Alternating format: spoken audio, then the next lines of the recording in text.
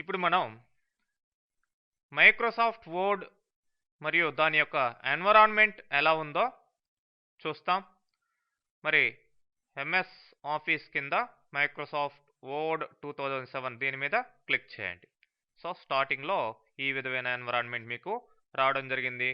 మరి ఇక్కడ top level నుంచి చూసుకుంటూ వచ్చినట్లయితే ఇది మనకి title bar, title of the document యొక్క పేరు ఎంఎస్ వర్డ్ ఇట్లా ఉంటుంది.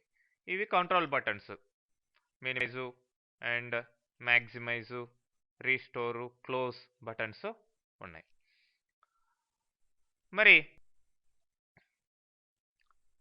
లెఫ్ట్ సైడ్లో ఇక్కడ చూసినట్లయితే ఇది క్విక్ యాక్సెస్ టూల్ బార్ అని చెప్పబడుతుంది. అంటే మనం ఎంఎస్ వర్డ్లో ఉండే రకరకాల ఆప్షన్స్ని క్విక్గా యూజ్ చేసుకునేదానికి ఈ టూల్ బార్ని వాడచ్చు. ఫర్ ఎగ్జాంపుల్ సేవ్ చేయాలనుకోండి, దీని మీద క్లిక్ చేస్తే సరిపోతుంది. అట్లనే అండూ చేయాలనుకోండి, దీని మీద క్లిక్ చేస్తే సరిపోతుంది. అట్లా క్విక్గా వర్క్ చేసుకునేదానికి ఇక్కడ క్విక్ యాక్సెస్ టూల్ బార్ని ఇవ్వడం జరిగింది.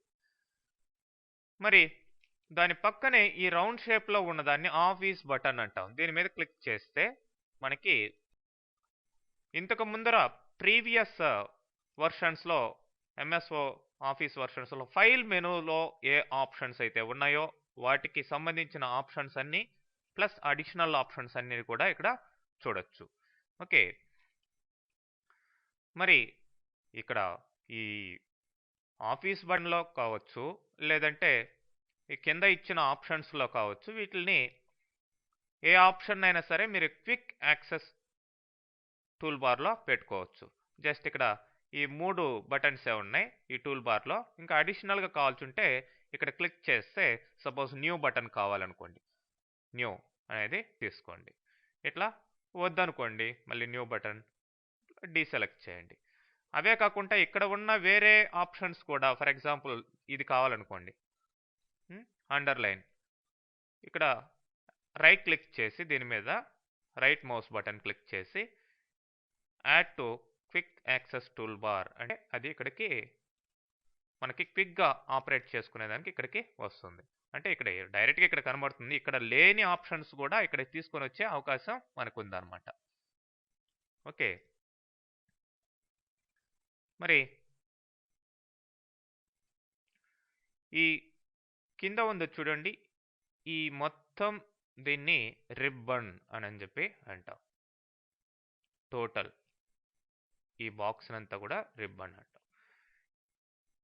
ఈ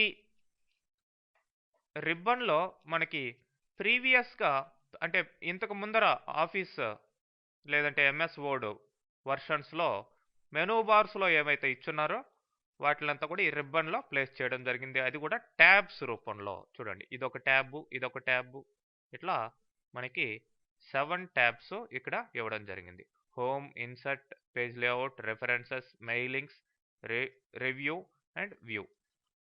ఓకే, ఒక్కొక్క ట్యాబ్ కింద కూడా మళ్ళీ రకరకాల గ్రూప్స్ వస్తాయి. ఫర్ ఎగ్జాంపుల్ ఇప్పుడు నేను హోమ్ని క్లిక్ చేశాను. హోమ్ కింద గ్రూప్ చూడండి, ఏ groups, clipboard, font, paragraph, styles.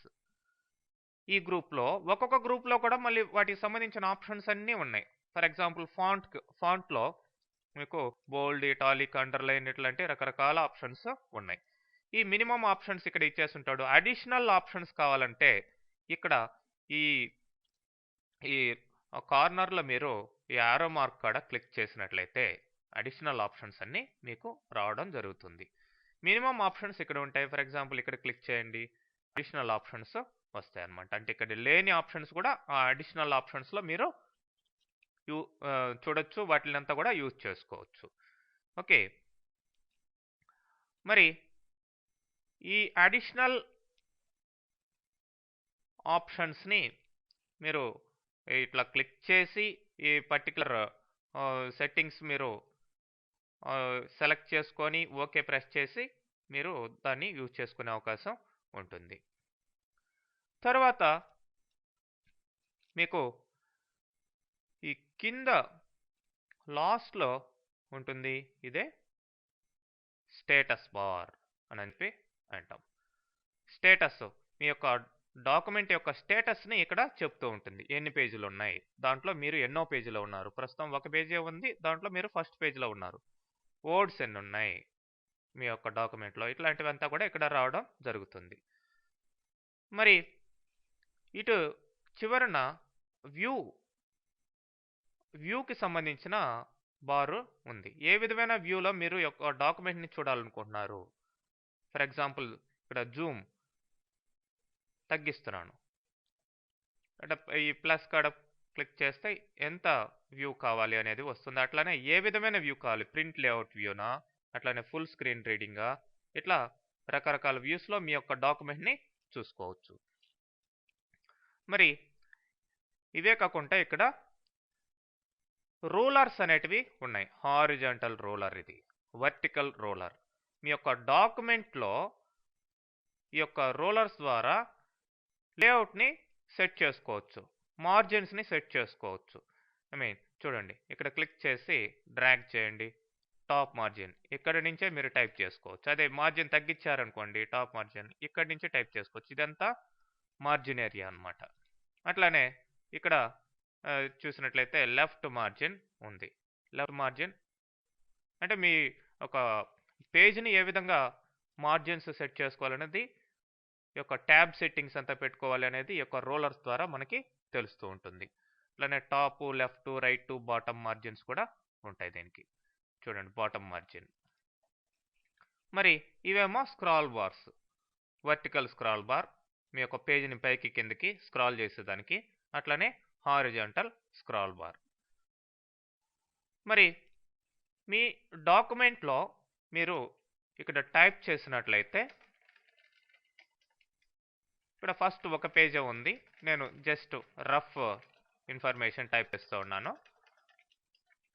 ఇప్పుడు చూడండి, ఇది పైన ఒక పేజీ, కింద ఒక పేజీ. మీ డాక్యుమెంట్లో 2 పేజెస్ ఉన్నాయి. పేజ్కి మధ్యలో ఉన్నదే ఈ యొక్క పేజ్ బ్రేక్ అన్నమాట. ఓకే, అంటే ఇక ఈ పైన పేజీ ఫిలప్ అయింది కాబట్టి రెండో పేజీ ఆటోమేటిక్గా రావడం జరిగింది. ఓకే, ఈ విధంగా రెండో పేజ్ ఫిలప్ అయిపోతే థర్డ్ పేజ్ వస్తుంది. ఆ పేజ్కి మధ్యలో బ్రేక్స్ అనేటివి ఉంటాయి. సో ఈ విధంగా మీరు ఈ యొక్క న్యూ 2007 వర్డ్ ఎన్విరాన్మెంట్ని చూడొచ్చు.